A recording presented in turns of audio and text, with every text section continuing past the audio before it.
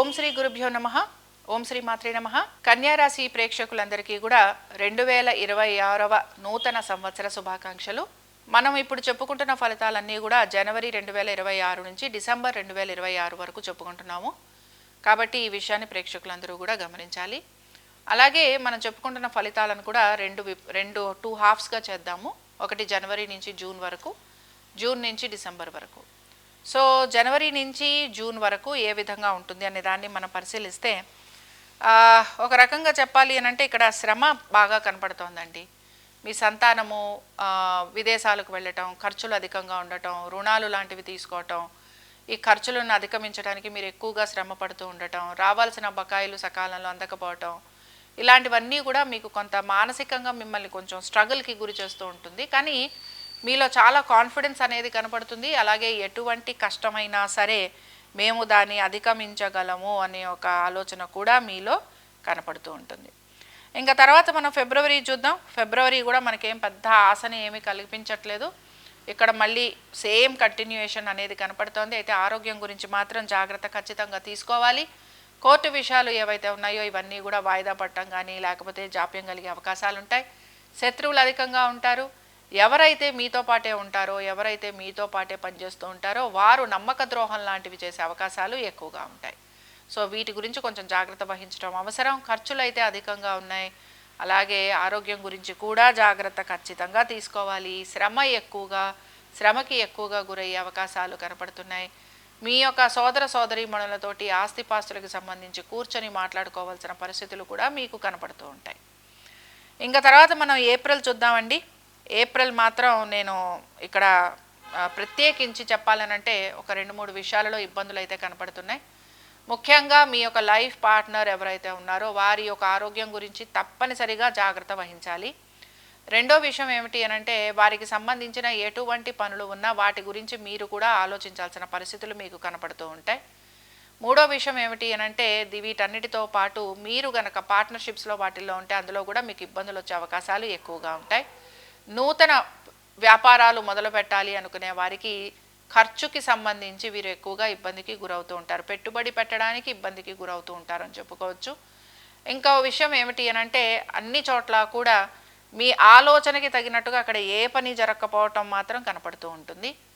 అదే మీ యొక్క life partner తోటి కనుక మీకు ఎటువంటి సమస్యలు ఉన్నా, ఆల్రెడీ మీ ఇద్దరూ కనుక దూరంగా ఉన్నా, ఇలాంటివి కనుక కనపడుతూ ఉంటే ఇది మాత్రం కోర్టు వరకు వెళ్ళటం అనేది కనపడుతూ ఉంటుంది.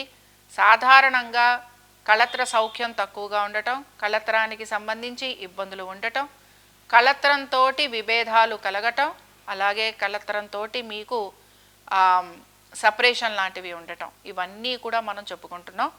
ఇవి మార్చ్ అండ్ మే ఇవి మనం చెప్పుకుంటున్నాం. సరే, జూన్ దగ్గరకు వచ్చేటప్పటికి కొంచెం మార్పులు అయితే కనపడుతున్నాయి.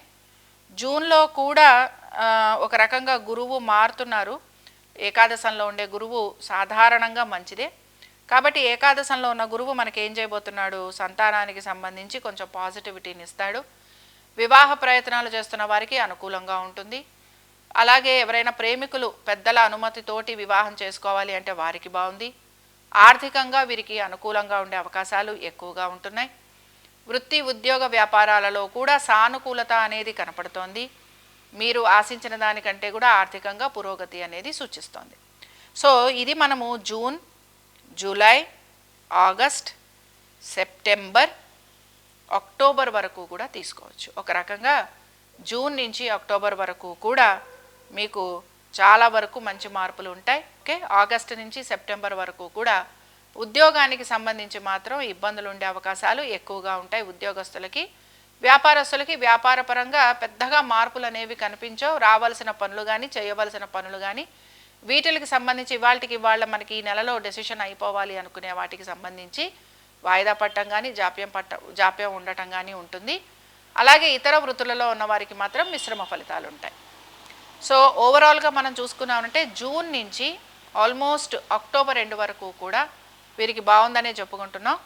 అయితే అక్టోబర్ తర్వాత అంటే నవంబర్, డిసెంబర్ నుంచి మాత్రం వీరు ఇబ్బందికి గురి కావటం అనేది కనపడుతోంది. కుటుంబ సభ్యులతోటి విభేదాలు కలగటం, కుటుంబ సభ్యులతోటి దూరంగా ఉండటం, వృత్తి ఉద్యోగ వ్యాపారాల రీత్యా ప్రయాణాలు అధికంగా ఉండటం, ఆరోగ్యానికి సంబంధించి జాగ్రత్త తీసుకోవాల్సిన పరిస్థితులు రావటం, మీ యొక్క ఆస్తిపాస్తులు ఏవైతే ఉన్నాయో వాటి గురించి కూడా మీరు తగు జాగ్రత్తలు తీసుకోవాల్సిన పరిస్థితులు మీకు కనపడుతూ ఉంటాయి.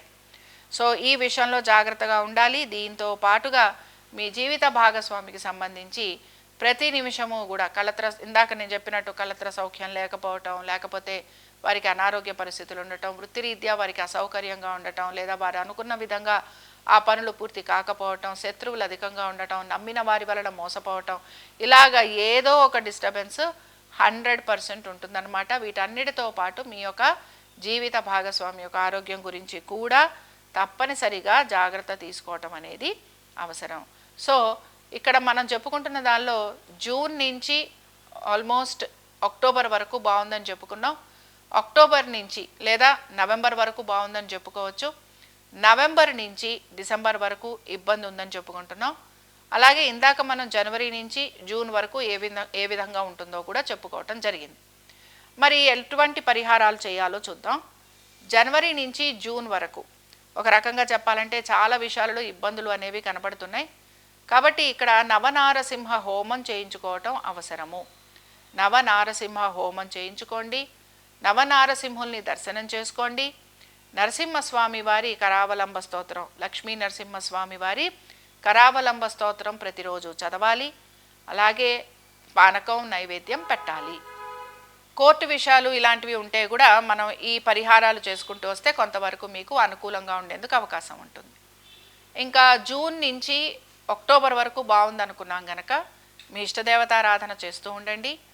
దీంతో పాటు మీరు కనుక ఇష్టదేవతారాధనతో పాటుగా మీకు ఎటువంటి మొక్కుబడులు ఉన్నా వాటిని చెల్లించుకోవడానికి ప్రయత్నించండి. అలాగే బంధుమిత్రుల్ని కలవటము, విందు వినోదాలకు వెళ్ళటం, వివాహాలు, శుభకార్యాలు ఇలాంటివి అనేకం ఉన్నాయి మీకు. కాబట్టి వీటన్నిటిలోనూ మీరు పాలుపంచుకోండి. నలుగురికి సహాయం చేయడానికి ప్రయత్నించండి.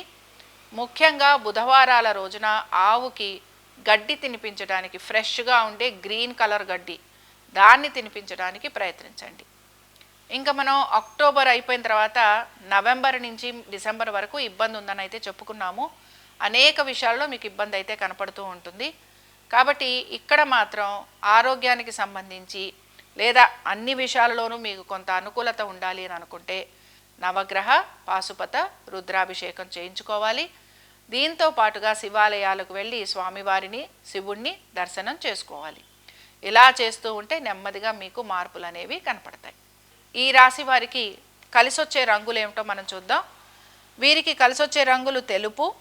దీంతో పాటు తెలుపు అంటే ఎనీ పేస్టల్ వైట్స్ తీసుకోవచ్చు. వైట్లోనే మీకు ఎనీ పేస్టల్ కలర్స్ తీసుకోవచ్చు. దీంతో పాటు ఆకుపచ్చ రంగులు మీకు బాగా కలిసి వస్తాయి. అలాగే బ్లూ కలర్స్ కూడా మీకు కలిసి వస్తాయి. లైట్ బ్లూ కలర్ మీరు వాడుకోవచ్చు. ఇంకా అదృష్ట సంఖ్యలు కనుక మనం తీసుకుంటే అదృష్ట సంఖ్యల దగ్గరకు వచ్చేటప్పటికి మీకు 5వ సంఖ్య, 7వ సంఖ్య ఇవి రెండూ కూడా మీకు బాగుంటాయి. అలాగే ఆదివారము, బుధవారము, అలాగే మీకు కలిసొచ్చే వారాలు గనక మనం తీసుకుంటే గురువారము, బుధవారము, దీంతో పాటు సోమవారము మీకు కలిసొచ్చేందుకు అవకాశం ఉంటుంది. కాబట్టి ఈ వారాలు బాగుంటాయి. అలాగే ఈ రంగులు బాగుంటాయి. మీ అదృష్ట సంఖ్యలను బట్టి మీరు నిర్ణయాలు తీసుకోవడానికి కూడా మీరు ప్రయత్నం అనేది చేస్తూ ఉండండి. ఇవి కన్యా రాశి వారి ఫలితాలు. శుభం.